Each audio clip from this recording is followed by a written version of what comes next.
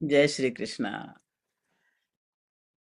तो आज कार्तिक मास का अपना छठा दिन है। जिस श्रृंखला से हम चल रहे हैं, हर दिन एक कथा जो भगवान विष्णु से संबंधित है, कार्तिक मास में जिसका महत्व है, उस विषय पे हम एक एक कथा करते हैं और फिर ध्यान करते हैं। तो ये हमारा जो चल रहा छठा दिन है।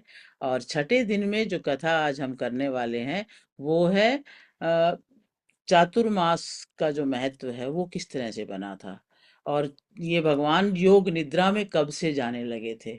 इस विषय में जो जो कथाएं पौराणिक रूप से प्रचलित हैं, उनमें से एक कथा का आज हम स्मरण करेंगे।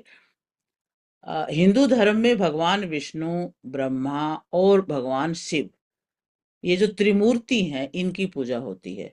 इन देवताओं से जुड़े कई आख्यानों में भगवान विष्णु की 4 महीने की योग निद्रा की कहानी बहुत चर्चित है, जिसने सदियों से भक्तों की जिज्ञासा को बनाए रखा है। मान्यताओं के अनुसार इन 4 महीनों में आषाढ़ शुक्ल से कार्तिक शुक्ल पक्ष तक, एकादशी तक, भगवान विष्णु योग निद्रा में रहते हैं। इस अवधि को चतुर्मास के नाम से जाना जाता है। और विवाह, गृह प्रवेश, किसी अन्य नए कार्य की शुरुआत जैसे मांगलिक कार्य इन दिनों में आमतौर पर लोग नहीं करते हैं, अशुभ मानते हैं। भगवान विष्णु को 4 महीने की योग निद्रा के रहस्य के पीछे एक प्रचलित कहानी है, जिसके बारे में सबको जानना चाहिए।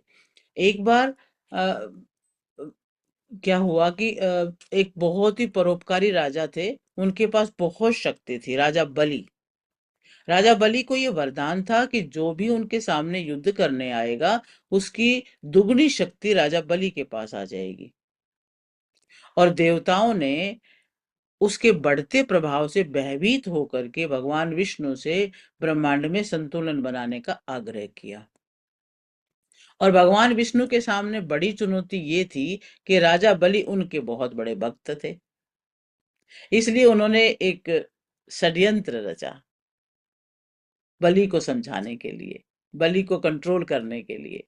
भगवान विष्णु ने अपने असीम ज्ञान से एक वामन रूप का अवतार धारण किया और राजा बलि के पास गए, और उन्होंने उनसे 3 पग भूमि का दान मांग लिया।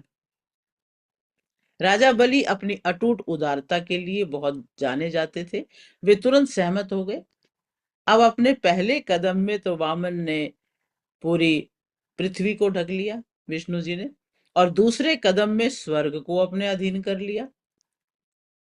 अब अपने इस वामन अतिथि की असली पहचान का एहसास करते हुए राजा बलि ने अपना सिर आगे कर दिया और तीसरे कदम के रूप में उन्होंने स्वयं को अर्पित कर दिया। इस प्रकार भगवान विष्णु ने वामन अवतार लेकर बलि से 3 लोकों को मुक्त करवाया और देवराज इंद्र समेत सभी देवताओं का भय दूर किया। अब भगवान विष्णु ने राजा बलि के भक्ति भाव से प्रभावित होकर उनसे वर मांगने को कहा, और बलि ने भगवान विष्णु से अपने साथ पाताल में चलकर हमेशा वहां रहने का वर मांग लिया। अब भगवान विष्णु राजा बलि के साथ पातालोक में रहने लगे। ऐसा होने से देवलोक के सारे देवता चिंतित हो गए। अब माता लक्ष्मी को भी चिंता हुई।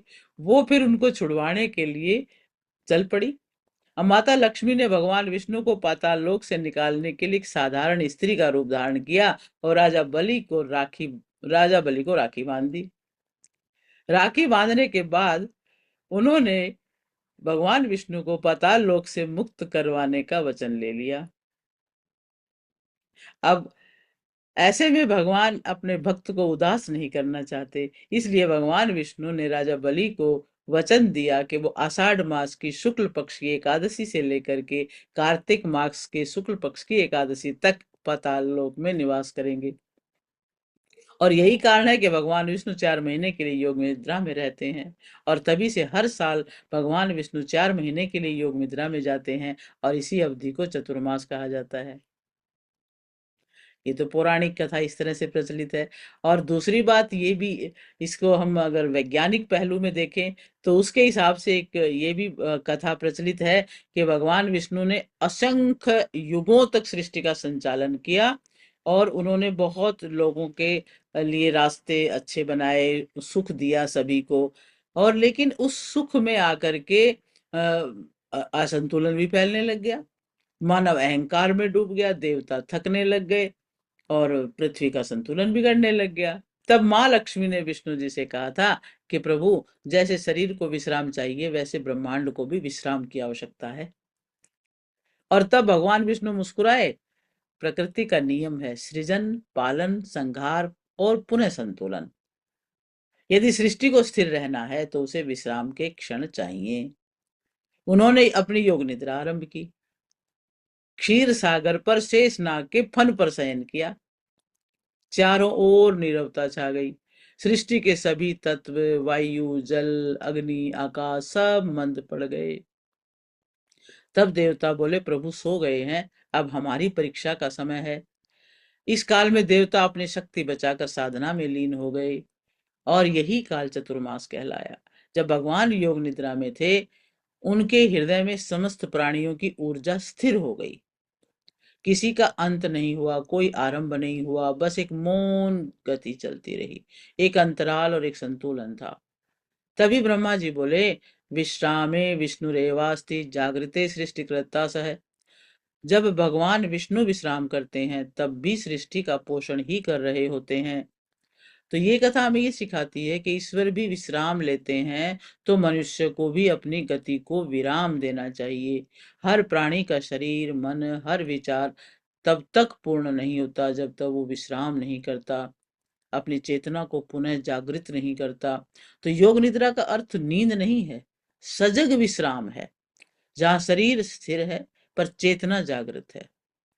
जैसे विष्णु सोकर भी सृष्टि का ध्यान रखते हैं, वैसे ही ध्यान में हम विश्राम लेकर जीवन को पोषित कर रहे हैं। और वैज्ञानिक तरीके से देखें तो शरीर को पुनः सशक्त बनाने के लिए डीप रेस्ट की आवश्यकता होती है। योग निद्रा के दौरान मस्तिष्क की अल्फा बीटा वेव्स सक्रिय होती हैं, जो सेल रिपेयर करती हैं, इम्यून बूस्टिंग करती हैं, हार्मोन बैलेंसिंग करती हैं। तो विष्णु की योग निद्रा प्रतीक है ब्रह्मांड के एनर्जी रीसेट मैकेनिज्म की। जैसे सूर्य अस्त होता है, पृथ्वी विश्राम करती है, उसी प्रकार भगवान विष्णु का शयन दर्शाता है कॉस्मिक पॉज, यानी the universe in rest mode. तो आज यदि हम इस दिन ध्यान, मौन, विश्राम अपनाएं तो हमारे भीतर भी वही दिव्य शांति उतरती है जो क्षीर सागर में विद्यमान थी। इसीलिए हम थोड़ा ध्यान करते हैं और अपने आप को विश्राम में लेके जाते हैं, एनर्जी का रीसेट करते हैं। तो एक 5 मिनट का ध्यान करेंगे। सभी शांति से बैठे, आराम से अपना ध्यान श्वासों पे लगाएं और ये क्षण स्वयं को समर्पित करें। अपने चारों ओर जो विचार, चिंता, जो भी कुछ है सब छोड़ दें, पीछे छोड़ दें। गहरी सांस लें और छोड़ें। महसूस करें कि हर श्वास के साथ आप ब्रह्मांड की लय में लय मिला रहे हैं। रीढ़ की हड्डी सीधी, आंखें बंद, शरीर सहज। ये वही क्षण है जब आपका शरीर धीरे धीरे स्थिर होता जा रहा है पर चेतना जागृत है। तो मन ही मन कहें, ओम नमो भगवते वासुदेवाय। ओम नमो भगवते वासुदेवाय। ओम नमो भगवते वासुदेवाय।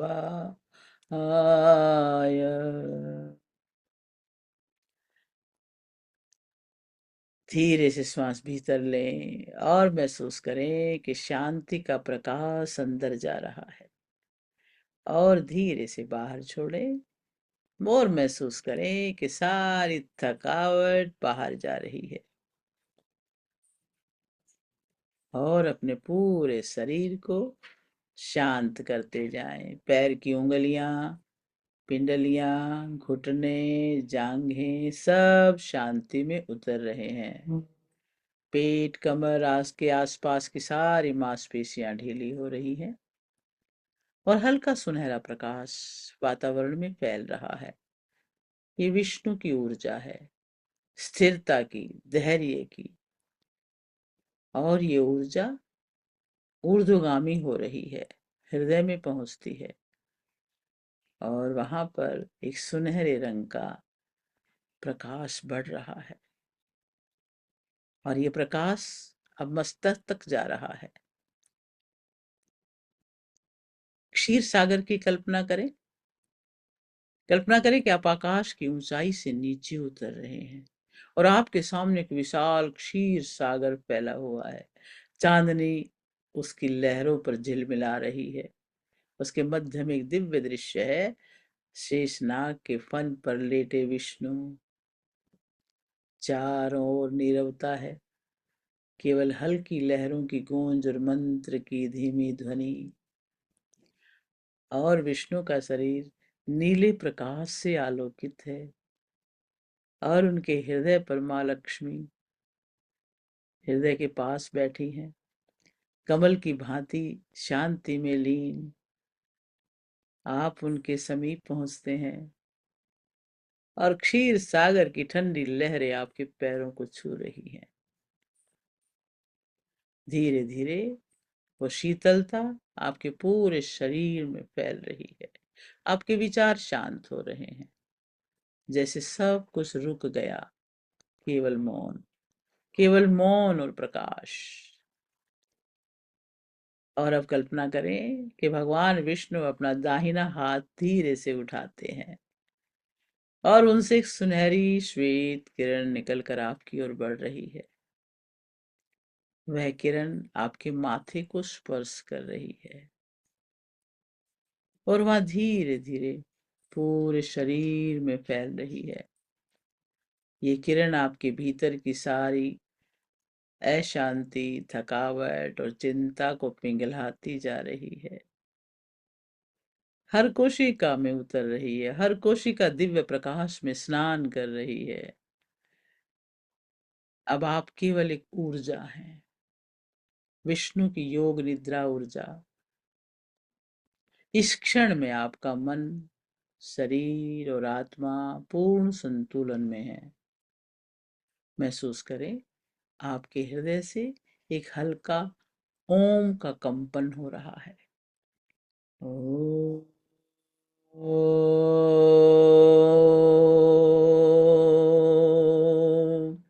और ये कंपन एक सुरक्षा का आवरण बना रहा है।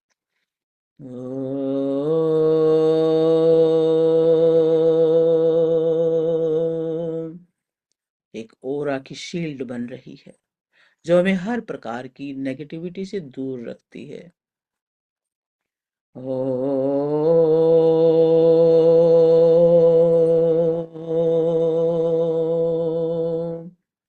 अब धीरे धीरे महसूस करें कि आप और क्षीर सागर एक हो रहे हैं। आपके चारों ओर नीले और श्वेत प्रकाश की अनगणित तरंगें घूम रही हैं। आपके वातावरण में, आपके आभा मंडल में सफेद प्रकाश की किरणें, तरंगे पूरी दूर दूर तक वाइब्रेट हो रही हैं। अब कोई आप नहीं, केवल शांति है। अब आप भी उसी में लीन हो चुके हैं, केवल शांति। और ये वो स्थिति है जिसे ऋषियों ने योग निद्रा कहा, सजग निद्रा। चारों ओर शांति ही शांति। आप शांति का ही एक पार्ट बन गए हैं। आप सब कुछ देख रहे हैं पर कुछ करने की आवश्यकता नहीं है। शरीर विश्राम में है, मन मौन में है और आत्मा है ईश्वर में। ये वो क्षण है जहां नींद और ध्यान एक हो जाते हैं। ओ,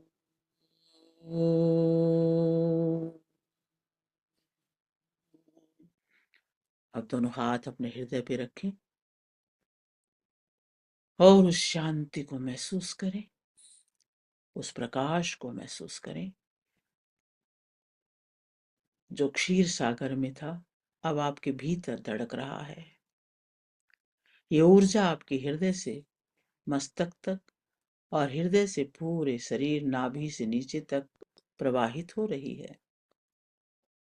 आपके भीतर शांति है, शक्ति है, स्थिरता है।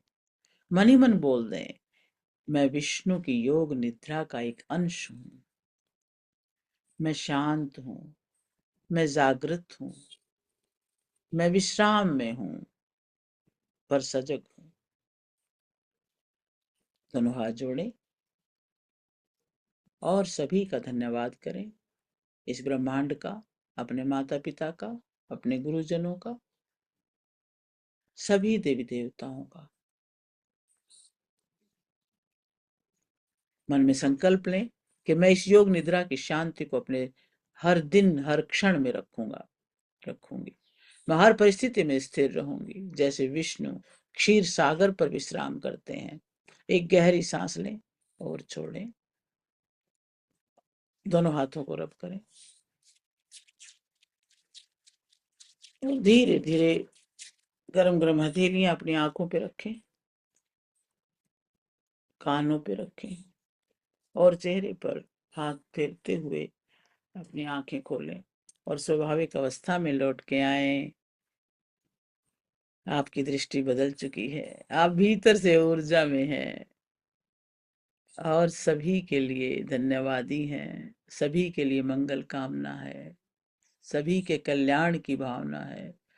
सर्वे भवन्तु सुखिनः, सर्वे सन्तु निरामयाः, सर्वे भद्राणि पश्यन्तु, मा कश्चित् दुःखभाग् भवेत्। ओम शांति शांति शांति।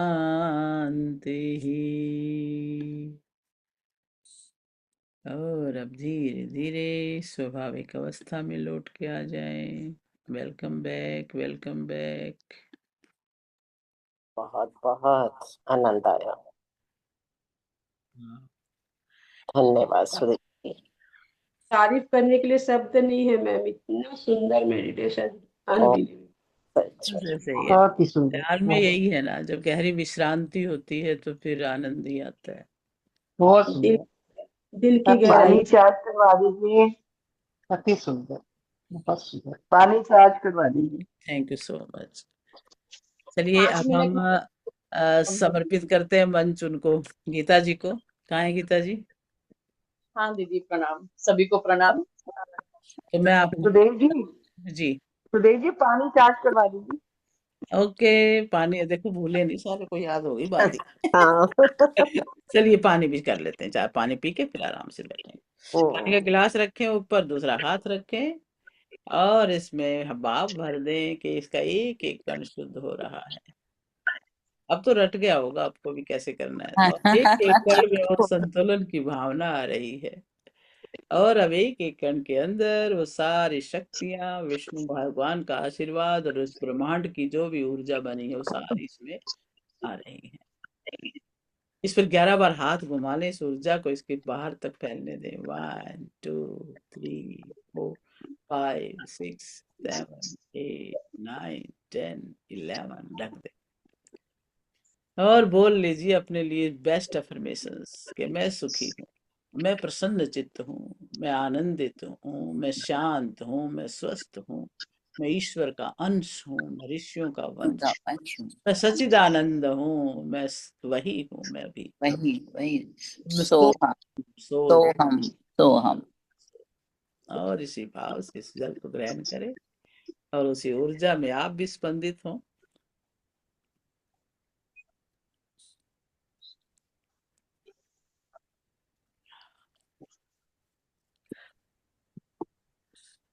जी बहुत सुंदर, बहुत ही सुंदर। बहुत सुंदर। आप सबके साथ मिलकर के सब कुछ बढ़िया हो जाता है। बहुत सुंदर। अच्छा, तो योग देखिए निद्रा, जी, योग निद्रा फिर भी कराएंगे, दोबारा कराना, बड़ा हाँ, मजा आया। बहुत आनंद की बात है। देखो शरीर जो है ना थक हाँ, जाता है सारा दिन भागते भागते, योग सच्ची निद्रा में लाना भी जरूरी है। बहुत अच्छा लगा, बहुत अच्छा लगा। तो अभी गीता जी आज स्वर विज्ञान के बारे में बताना चाहते हैं, तो और वो वाकई बहुत ही नेसेसरी है वो चीज जानना। ठीक है, नहीं, तो हम सब जानेंगे आज स्वर विज्ञान। हाँ चलिए। दीदी कर देंगे रिकॉर्डिंग। रिकॉर्डिंग ऑन है। मैं हाँ ये इसका अलग बना देती हूँ, ठीक है। हाँ एक बार लीजिए हाँ अपने लिए। नहीं